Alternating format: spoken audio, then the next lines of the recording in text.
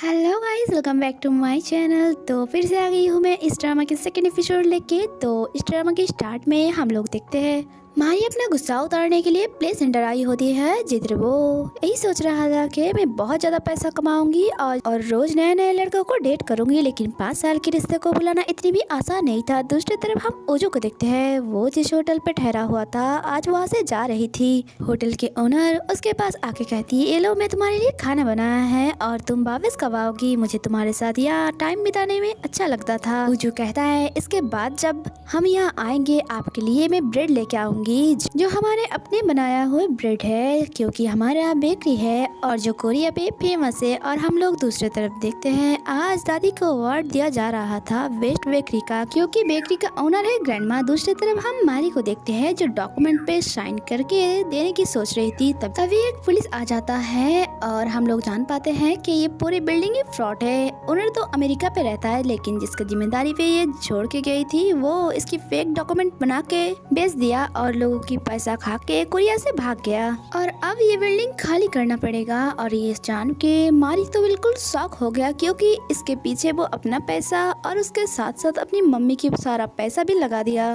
बेचारी मारी अब क्या ही कर सकती है, इसलिए सैड होके ओजो को कॉल करती है, क्योंकि ये घर उसी ने उसको खरीद के दिया था। मारी ने उसे सब कुछ बताया और कहा कि प्लीज अपने लॉयर दोस्त की नंबर दे दो, क्योंकि उसके पास पैसा भी नहीं था।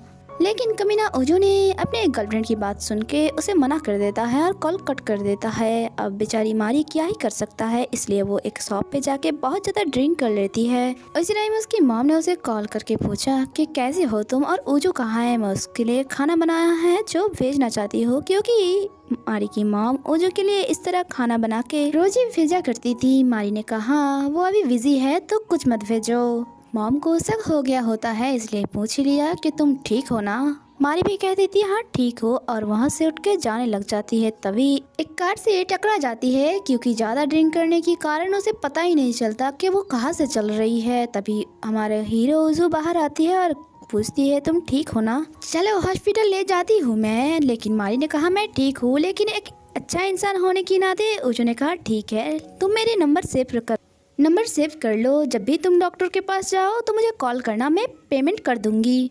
और मारी भी नंबर सेव करने लगी। जब वहाँ ओजो नाम लिखा हुआ देखता है वो भड़क जाता है और ओजो का कहता है कमीना तू रुक, मैं अभी तुझे दिखाती हूँ। एक्चुअली वो अपना एक्स ओजो समझ रही थी ओजो को, क्योंकि आप लोगों को तो पता ही है दोनों की नाम ही ओजो है। वो उसकी कार पे जाके बैठ जाता है और जब ओजो उसे बाहर निकालने के लिए आता है तब वो लात मार मार के उसे बाहर फेंक रहा होता है। दोनों ही एक दूसरे को मार रहा था और मारी ने तो ओजो की बैक पे ही चढ़ गया था और उसे कह रहा था कि मेरी $100 युआन दे दे मुझे, नहीं तो मैं तुझे मार डालूंगी, कमीना हरामखोर मेरे पैसा खा गया तू। और रोते हुए जाके वो कैक्टस पे बैठ जाती है। ओजो ने कहा आई थिंक तुम गलत जगह पे बैठ गई हो। मारी इतनी दुख में थी कि उसे पता भी नहीं चला था वो कहाँ पे बैठी है। इसके बाद हम मारी को हॉस्पिटल पे देखते हैं, जहाँ डॉक्टर जेन उसकी कांटे निकाल रही थी और यहाँ नर्स भी उसकी मजाक उड़ा रही थी कि दारू पी के बैठने के लिए जगह नहीं मिली तो कैक्टस पे ही जाके बैठ गई और बेचारी अब बैठने के लायक भी नहीं रही। ये सब मारी भी सुन लिया और उसे बहुत बुरा लगा।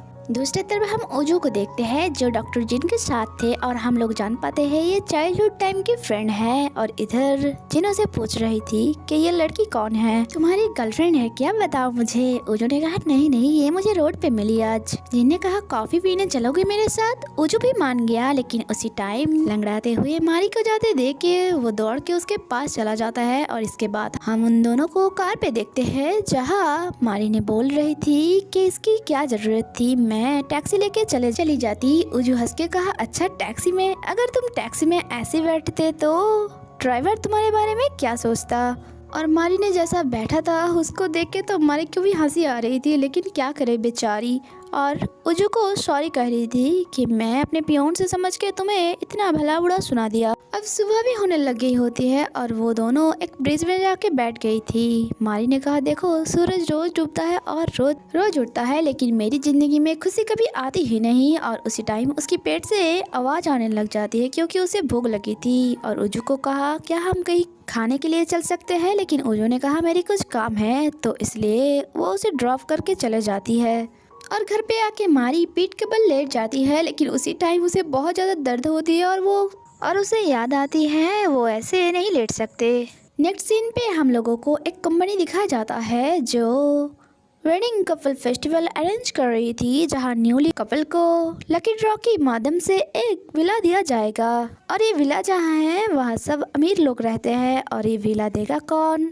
कंपनी के सीईओ संगयोन। सारे के सारे कपल बहुत ज़्यादा खुश थे कि विनर कौन बनेगा, लेकिन एक फेक लकी ड्रॉ होता है क्योंकि संगयोन ने पहले ही ठीक करके रखा है घर किसको देना है। और वो एक कार्ड पे नाम लिख के बाजू पे छुपा लिया होता है और जार पे हाथ डाल के ऐसा प्रेजेंट करता है जैसे कि वो कोई कार्ड उठाने वाला है, लेकिन वही कार्ड वो उस जार पे गिरा देती है। लेकिन उसे समझ नहीं आता है कि कौन सा कार्ड है। तभी एक कॉर्नर मुड़ा हुआ कार्ड उसे मिलता है और वो कार्ड उठा लेता है क्योंकि वो जो कार्ड अपने बाजू में छुपाया था उसका भी कॉर्नर मुड़ा हुआ होता है। लेकिन जब नाम देखता है संगयोन शॉक हो जाता है क्योंकि उसके लिखा हुआ नाम इस कार्ड पे नहीं था। दूसरी तरफ हम मारी को देखते हैं जो घर पे लेटी हुई थी और उसी टाइम उसके पास एक कॉल आता है और उसे बताया जाता है कि आप लकी ड्रॉ पे एक घर जीते हो। मारी को याद आती है जब वो शॉपिंग करके वापस आ रही थी, उसी टाइम एक टेडी से टकराया था और उसी ने उसको प्रॉम दिया था और मारी मजाक में ही वो फिल करके डाल दिया था और उसकी कॉर्नर भी मोड़ दिया था। यहाँ पे उसकी डॉक्यूमेंट्स मांगी जा रही होती है विद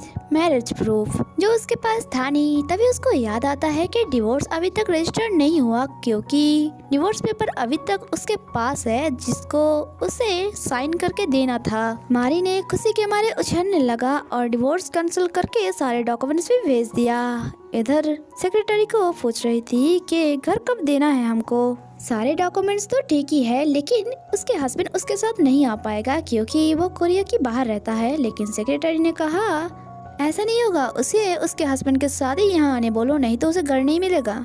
मैनेजर ने मारी को कॉल करके सब कुछ बताया। मारी के पास कुछ ऑप्शन नहीं था, इसलिए वो अपना एक्स उजू को कॉल करती है, लेकिन उसकी एक्स अपने गर्लफ्रेंड के साथ इतना बिजी था कि कॉल रिसीव नहीं किया। इसलिए वो उसे वॉइस मैसेज भी करता है, लेकिन वो अपने गर्लफ्रेंड के साथ था और वो मैसेज भी नहीं सुना और डिलीट कर दिया। मारी बहुत ज्यादा चिंता में थी कि मैं क्या करूँ अब। उसी टाइम मारी के पास हीरोजू की मैसेज आती है जो पूछ रही थी कि तुम आज डॉक्टर के पास गई थी, और जिसका नाम देख के मारी के दिमाग पे एक आइडिया आता है और बोल रही थी कि कंपनी वालों में उजू को थोड़ी देखा है। इसके बाद नेक्स्ट डे वो उजू के साथ मिलने जाती है, जहां वो उसे पूछती है क्या तुम मेरी हस्बैंड बनोगे, जो सुन के उजू शॉक्ड हो जाता है और यहीं पे ये एपिसोड खत्म हो जाती है। मिलते हैं नेक्स्ट एपिसोड में। Stay connected, bye bye.